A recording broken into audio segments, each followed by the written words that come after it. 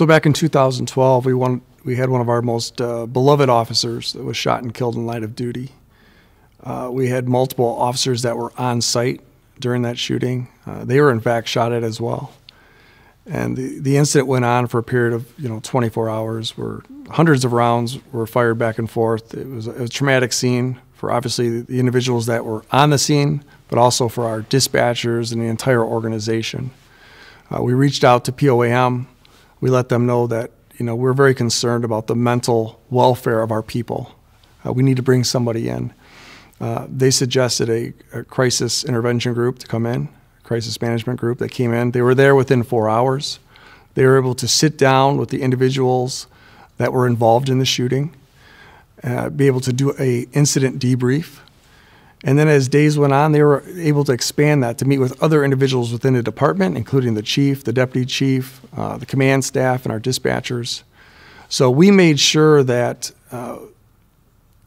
in lockstep with the POAM and with the unions that we had help on scene. And I think in the long term that made a significant difference in people's lives. What was really great about the crisis team is not only did they sit down with the officers and individuals that were involved in this incident, but they actually took them back to the scene and they were able to walk them through that scene and they were able to talk to them about their feelings. And we found that is such a benefit for them and for us.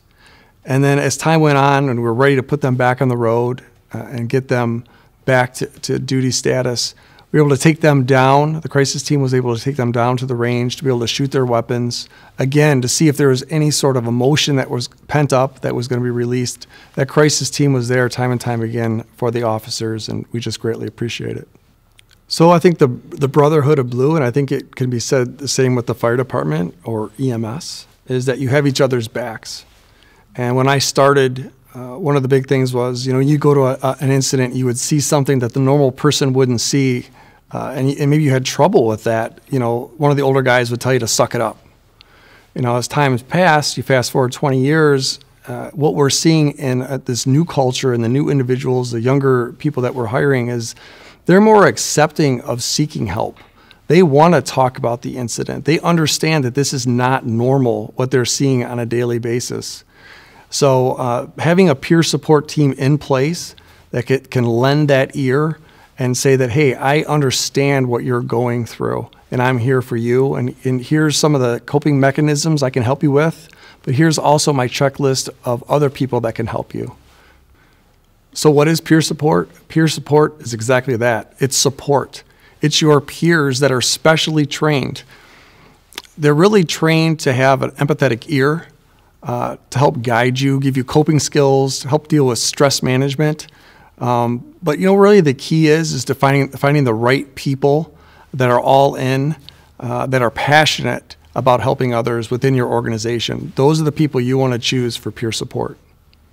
So the individuals that we're looking for to be on peer support are the individuals that are already those informal leaders, that they have respect from their coworkers, they have that trust, and then they're going to keep that confidentiality. Because no matter how good your peer support team, if you lose that confidentiality or the information that these individuals are providing to peer support makes it up to administration or makes it around the police department, your peer support team is done and it's not going to recover. So any individual within the police department can reach out to a peer support member, or if someone identifies an individual or a team member that's having difficulty, they can get a hold of a peer support team member. Everyone's on call. Everyone's willing to come in. The administration has been very good about mandating that, hey, we will pay for overtime because it's so very important, the health of our people. If you look nationally, 1 in 5 people within law enforcement, within the fire service, have some sort of signs of post-traumatic stress. We see a lot of depression, anxiety, suicidal tendencies. So cost is not a factor to us at all. We want our peer support people to be available to help or to direct them to professional services. The biggest barrier that we saw as we were implementing the peer support program was convincing the rank and file members that administration was in it for the right reasons.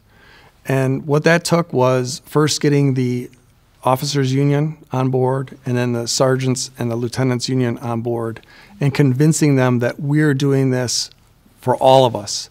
It's not for us, it's not for you, but it's for the entire organization, the long-term wellness of the entire organization. And once they realized that we were in it for the right reasons, we were able to overcome any hesitation that they may have had at the beginning of the rollout.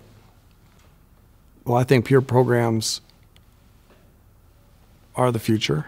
I think if you look nationally, that the progressive police departments all have peer support programs.